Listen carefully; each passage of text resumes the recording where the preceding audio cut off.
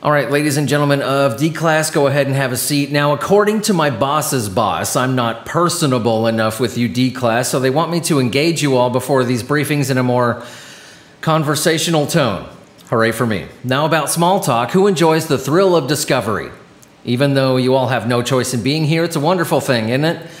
You D class personnel are about to embark on a journey to a dimension where, let's see, all the missing socks in the universe go. And from what I hear, there is a smoldering corpse with a DNA sample that'll make the eggheads back at Site 33 wet their pants.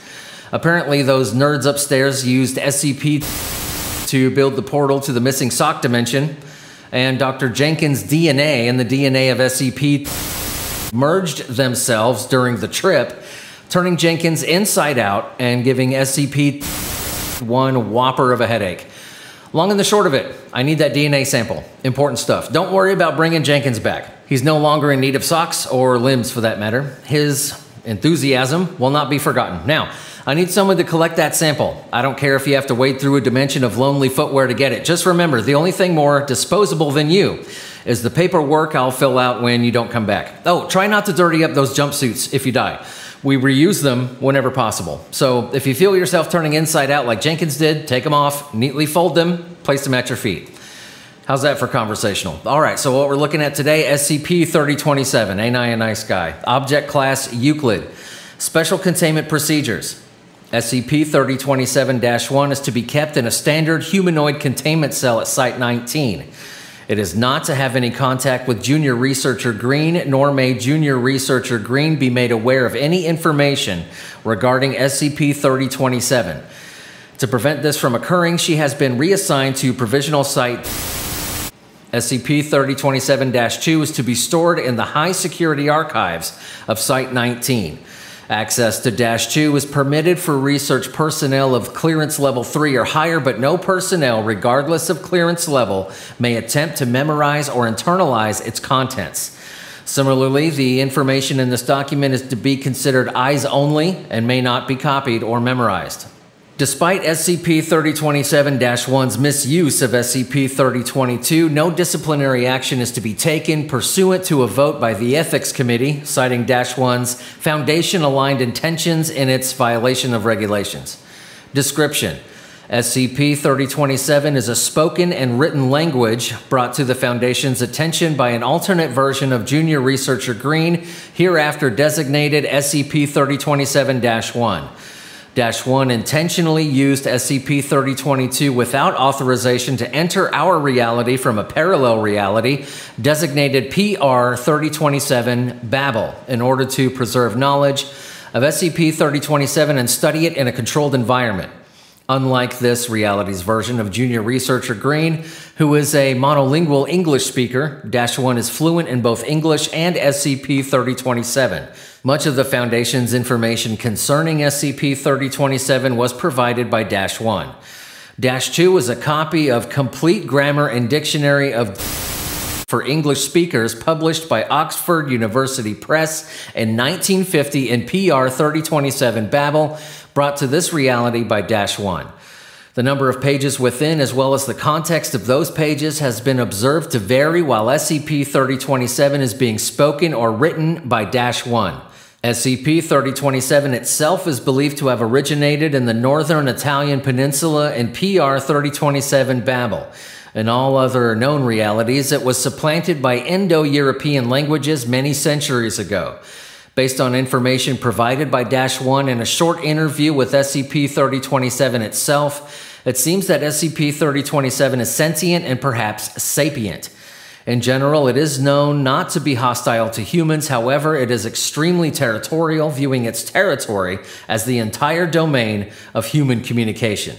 SCP-3027 is capable of exerting its will by changing the meaning of words and morphemes in its lexicon at a presumably unlimited speed in the minds of any or all of its speakers. In this way, it manipulates human communication and indirectly plants ideas in the minds of its speakers to serve its own purposes. Now, this is interview log 3027-A. Interviewer, Dr. Akison, a senior researcher at Site. Subject, -1, a version of Junior Researcher Green from PR-3027 Babel. Interview log begins. Dr. A. But how can a language, even an anomalous one, attack another language? Don't they only exist as media of communication? -1. It doesn't attack other languages per se. It manipulates its speakers into doing its bidding. Dr. A. Manipulates, like controlling you? -1. Oh no, not like that. It deceives them, us, I suppose. Sorry, what number did you give this language? I'd rather not say its name. Dr. A. 3027. -1. Right. Right. One person. Let's say it's a political leader where SCP-3027 is spoken, gives a rousing speech about something. Right? Dr. A. Right. -1.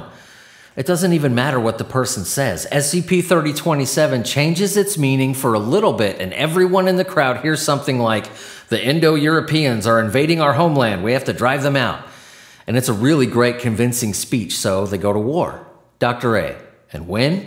-1. And win. And they conquer some territory, force their subjects to speak their language. Dr. A. I see. -1. It's close to achieving its goal in my world. It's taken centuries, but it finally got enough momentum to leave redacted starting in the 19th century or so. Now it's gotten a lot of people just mad enough for that last genocidal push before it rules human language. Dr. A. Sorry, enough momentum to leave where? -1. Its homeland. Somewhere in the south of Europe? It might have a different name in your reality. Do you call it Europe in your reality? Dr. A. We do. And interview log. Now this is interview log 3027-B, interviewer Dr. Head of Foundation Linguistics, subject -1. Begin interview log. -1. I'm serious when I say it should be reclassified as cater. Dr. I disagree. It doesn't pose much of a containment risk if you don't speak it. -1. But it manipulates human thought. It shaped centuries of my world's history, and there's nothing we can do to stop it. If it gets out. Dr. Exactly. If it gets out. There's no question that it would be dangerous, but seeing as you're the only speaker here and you're cooperating, -1. It's staying Euclid. Dr. That's right. Sorry, but I'm not passing your request along. Now, is there anything else I can help you with? -1. No. You know, back home I had your job. And interview log. Now, this is document 3027, Aleph, proposed interview procedures. It states, as the only living speaker of SCP-3027 in this reality, I propose that I aid Dr. Akison in interviewing it, as it may provide some valuable information regarding its origins and intentions. The Foundation in my reality, PR-3027 Babel, interviewed it using procedures which I have slightly modified for our purposes. My procedures are as follows. Dr. Akison asks a question for SCP-3027 and I translate it, then record myself asking the question in the language. I then play back the recording and translate it back into English.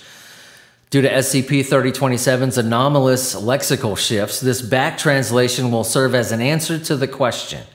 If at any time I feel that we are threatened, I will be able to end the interview by simply refraining from speaking SCP-3027. Submitted for review by -1, formerly Dr. Green, Head of Foundation Linguistics. Proposal approved by Dr. Now this is interview log 3027-C, interviewer Dr. Akison with -1 interpreting. Subject SCP-3027. Now any content spoken in SCP-3027 has been redacted due to its potentially info-hazardous nature. Begin interview log. Dr. A. Does this work?